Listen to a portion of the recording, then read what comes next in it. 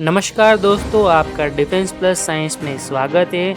यहाँ पे डिफेंस और साइंस के रिलेटेड क्या इंडिया ने अचीव किया है उसके बारे में इंफॉर्मेशन हम देते रहेंगे। हमारे साथ जुड़े रहे। आज हमने डिफेंस के साथ तेजस को टॉपिक के लिए चुना है। तेजस का आज डिटेल रिव्यू देंगे हम। आप हमारे साथ बने रहे तो आपको कई सारे डॉक्यूमेंट जो पब्लिक डोमेन में है वो मिलेंगे इस वीडियो के एंड में।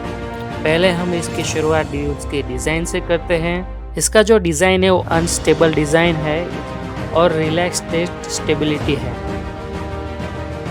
जो अनस्टेबल डिज़ाइन होता है उससे प्लेन को एक फ़ायदा होता है, एडवांटेज होता है, वो ज़्यादा मनूवरेबल होता है। अगर ज़्यादा मनूवरेबल होगा तो जो डॉग फाइट होगी तो उसमें ज़्यादा एडवांटेज हमें मिलेंगे। लेकिन अनस्टेबल डिज़ाइन के साथ खामी ये होती है कि पायलट को ज़्यादा मेहनत करनी पड़ती है प्लेन को स्थिर रखने में। कुछ फ़ायदे भी है और कुछ नुकसान भी है। फ़ायदा ये है कि ज़्यादा मनूवरेबल होता है।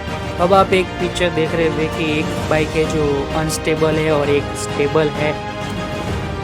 अनस्टेबल बाइक जो आप देख रहे हैं उसे किसी भी रास्ते पे चला सकते हो, मतलब ज़्यादा एडवांटेज रहता है, वो किसी भी रोड पे चल सकता है। और एक तरफ स्टेबल बाइक में आप देख रहे हो कि उसे पर्टिकुलर टाइप का ही मतलब स्टेबल सिचुएशन चाहिए।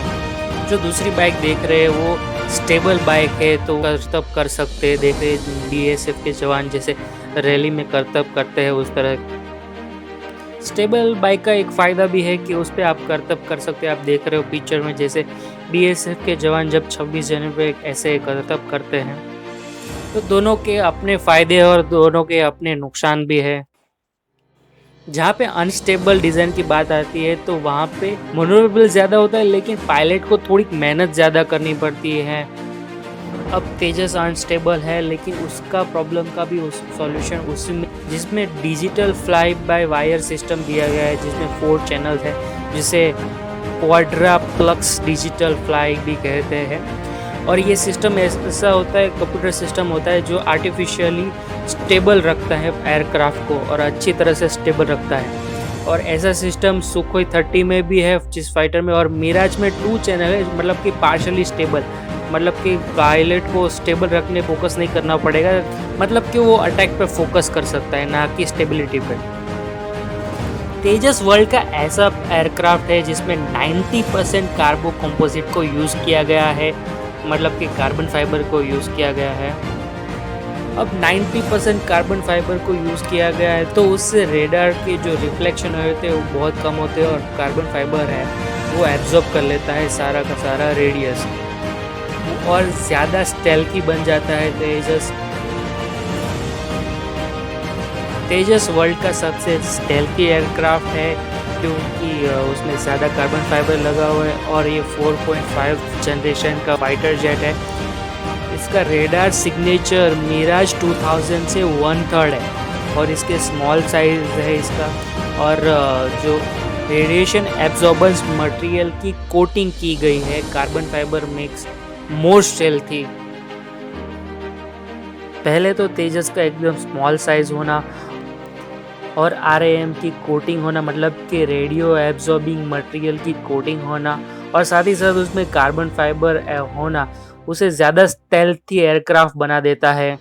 अपनी कैटेगरी का ये बेस्ट एयरक्राफ्ट है। ये वर्ल्ड का बेस्ट स्टेल्थी एयरक्राफ्ट है लाइट कॉम्बैक्ट एयरक्राफ्ट में। अब उसके कॉकपिट पे आते हैं।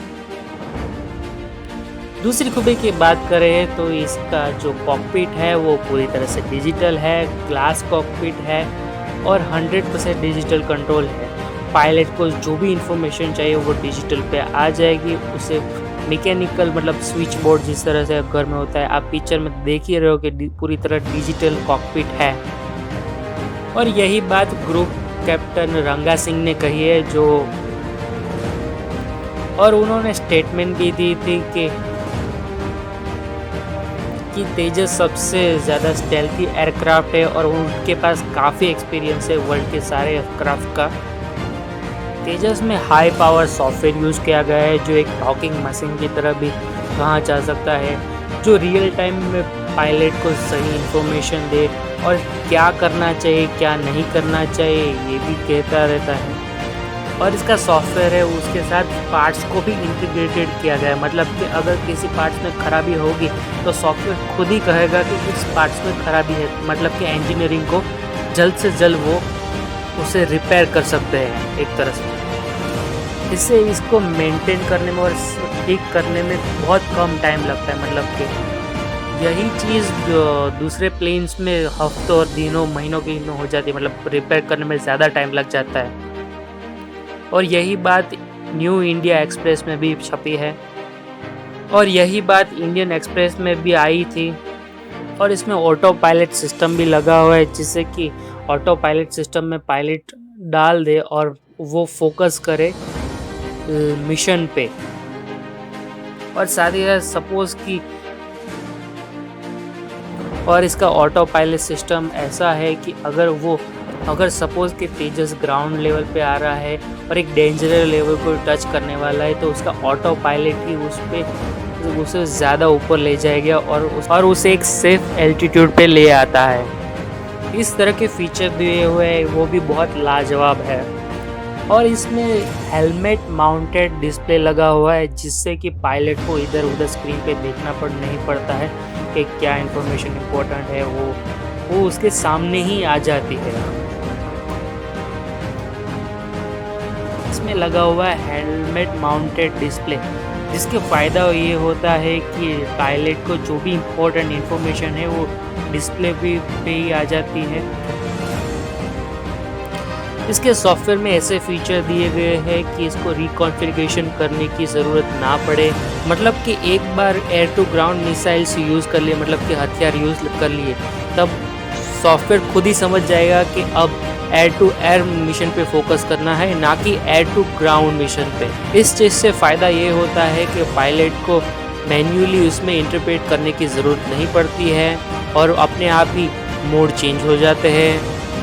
और इसमें एयरक्राफ्ट वॉरफेयर का जो सूट होता है, जिसे हमने मायावी कहा है, वो इंडिजीनियसली बनाया गया है, वो है। और इसमें missile approaching warning system, laser warning receiver system जो को पायलट है उसे पहले ही बता देता है, infrared ultraviolet missile warning system, ऐसे कई सारे सिस्टम। और सेल्फ प्रोटेक्शन जामर भी लगा हुआ है, जिससे कि मिसाइल के जो सर्किट है उसे जाम कर दिया जाए और मिसाइल को डीएक्टिवेट कर दिया जाए। और दुश्मन की मिसाइल को भ्रमित करने के लिए और दुश्मन की जो मिसाइल है उन्हें भ्रमित करने के लिए डेकोय सिस्टम भी बनाया गया है।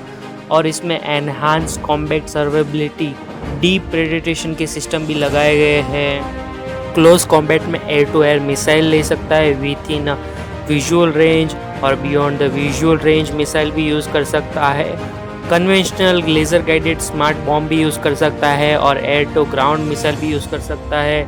और साथ ही साथ इसमें लॉन्ग मिशन के लिए ड्रॉप टैंक भी लगा सकते हैं। मतलब overall air to air missile, air to ground missile, anti ship missiles, laser guided missiles और सारी तरीके की मिसाइल लगा सकते हैं। मतलब ऑल ओवर अच्छा पैकेज है। इसमें ऑन बोर्ड ऑक्सीजन जनरेटर भी लगा हुआ है, जिससे कि पायलट हाई एल्टीट्यूड पे अब जाके मिशन कंप्लीट भी कर सकते हैं। इसमें कैनोपी सेवरेंस सिस्टम भी लगा हुआ है, जिससे कि इमरजेंसी के टाइम में पायलट 10 से 20 मिलीसेकंड में बाहर निकल सकता है, इंजेक्ट कर सकता है। इसमें कोई मैन्युअली इंसर्ट करने की ज़रूरत नहीं है और ये ऑल वेदर सिस्टम में वर्क कर सकता है। डेजर्ट से जैसी सिचुएशन में, हिमालयास और गोवा में सी लेवल पे इसकी टेस्टिंग हुई है। इसकी नाइट में भी टेस्टिंग हुई है और गोवा के पास सी लेवल पे भी इसके ट्रायल हो चुके हैं और लेह और हिमाचल जैसी जगहों पे भी इसके ट्रायल हो चुके हैं और राजस्थान जैसी डस्टी जगह पे भी इसके ट्रायल हो चुके हैं। मतलब कि ऑल वेदर सिस्टम में ये बहुत अच्छा प्लेन है और इस पर कोई प्रॉब्लम अब तक कुछ नहीं आई है। Tejas one of the best aircraft है अपनी कैटेगरी का।